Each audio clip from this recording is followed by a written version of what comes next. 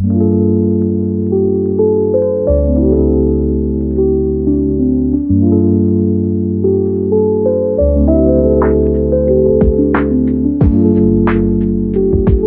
formation, c'est plus une formation de beaux-arts, donc pour être artiste.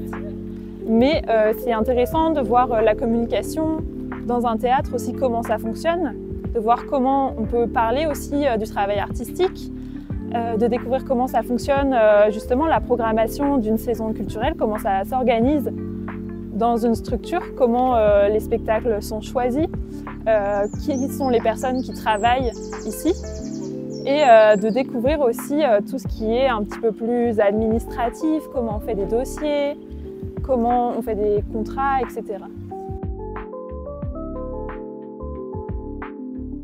C'est presque mon premier métier parce que moi je suis en alternance. En fait, moi je suis encore en études, donc là je suis en train de finir mon master.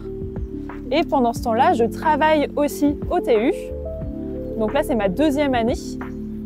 Mais donc c'est la première fois que je fais un travail aussi long sur 2 ans, comme j'ai commencé l'année dernière en septembre. Et en fait, je travaille ici, je fais 3 semaines ici et 2 semaines à l'école. Et ça me permet aussi de découvrir le monde professionnel, comment ça se passe le travail dans une structure culturelle, d'en savoir plus sur la communication, sur aussi l'organisation d'une saison dans un théâtre, comment ça se passe avec les artistes, etc.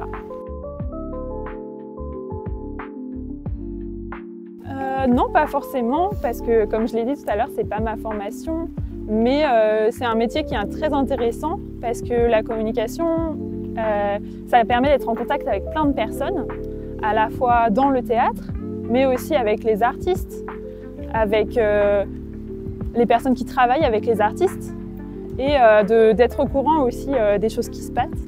Quand on est curieux, c'est très intéressant parce qu'on est souvent au courant des choses assez rapidement, assez vite. Et c'est aussi un métier qui fait pas mal appel à la générosité et au partage, de comment justement on partage tout ça, tout ce qui se passe avec les autres, comment on leur fait découvrir ce que nous aussi on a pu découvrir. Moi je travaille en communication et donc je travaille aussi avec les équipes de médiation. Donc on travaille ensemble pour ramener à la fois des groupes, mais aussi des spectateurs et des spectatrices qui vont venir seuls ou individuellement voir des spectacles. Et donc pour ça, on va utiliser les affiches, comme là derrière moi, mais aussi les réseaux sociaux, la presse, qui peut être écrite, vidéo ou alors même la radio. Et on va travailler avec plein de personnes autour de nous pour que les spectateurs, spectatrices soient au courant de ce qui se passe au TU, au courant du spectacle et au courant de quoi parle le spectacle, qu'ils puissent voir des images.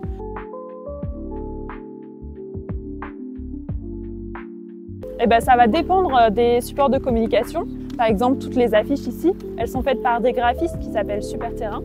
C'est un collectif de graphistes nantais. Et donc c'est eux qui vont faire toute la décoration de l'affiche, tout le motif, la mise en page, etc.